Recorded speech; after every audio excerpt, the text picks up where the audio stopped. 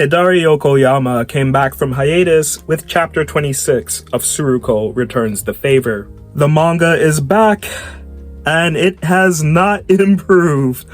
Why Yokoyama chooses to abandon the plot so often is beyond me. What started off as an interesting premise, Nico Kato, a young teacher, wants to go and dig up some information at a concept cafe that his older, now deceased sister used to work at. He's no nonsense in attitude and very stoic in nature, but he's a caring guy. He ends up meeting one of his students at the cafe, Tsurumi, or Tsuruko as she's known as while working. Through some hijinks and mishaps, he thinks that Tsuruko is blackmailing him into coming every weekend and requesting her as his main maid. Meanwhile, Tsuruko loves the attention that she's getting from her teacher, and this connection between the two of them is being used to help her break out of her shell. At school, she's very cold, known as an ice princess, glaring at everyone and never smiling. But at work, she's very cheerful, friendly, and expressive.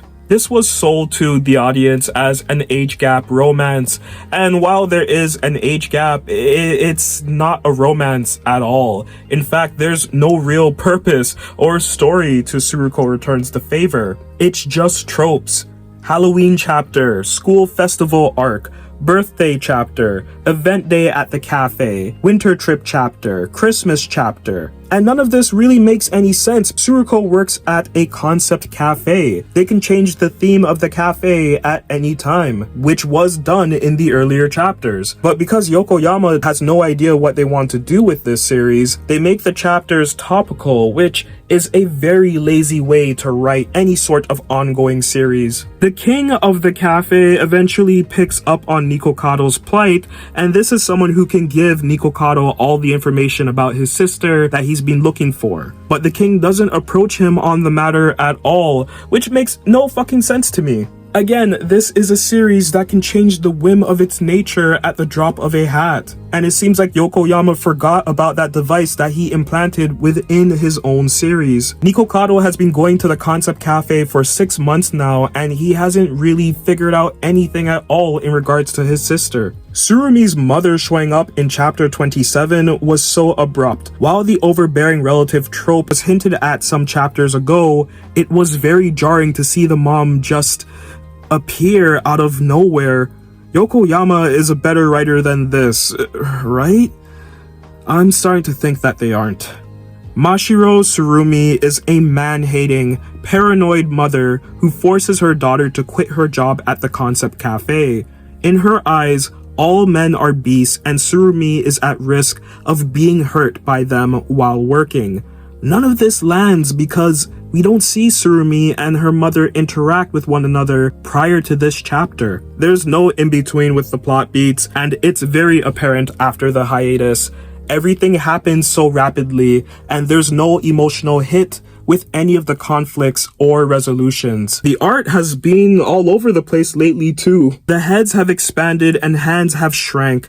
The once cute chibi aesthetic is getting spammed to the point of annoyance. The color pages are still radiant and eye-catching, but when it's the chibi style that's being featured instead of a character profile, it, again, feels like a missed opportunity. I don't know anything about Hidari Yokoyama. I get the vibe that they do manga part-time and have a full-time job that's outside of the arts. Tsuruko Returns the Favor reads very juvenile, and any interest that the manga had in the beginning is unfortunately gone. This series and Shoujo Null really disappointed me in 2024. Both had so much potential and often flashed amazing qualities from the creative team, but neither were able to push forward these strengths on a weekly basis. The eventual move to bi-weekly was a mistake and destroyed the pacing for both. I genuinely feel that Hidari Yokoyama is one of the finer authors of this generation of mangaka. They're great with character design. Their early chapters have a brevity and freshness to them. I love their work with color, and there are moments where the banter between characters make for a rewarding payoff. Despite all of these great qualities, they're never able to deliver consistently. They just haven't come into their own yet.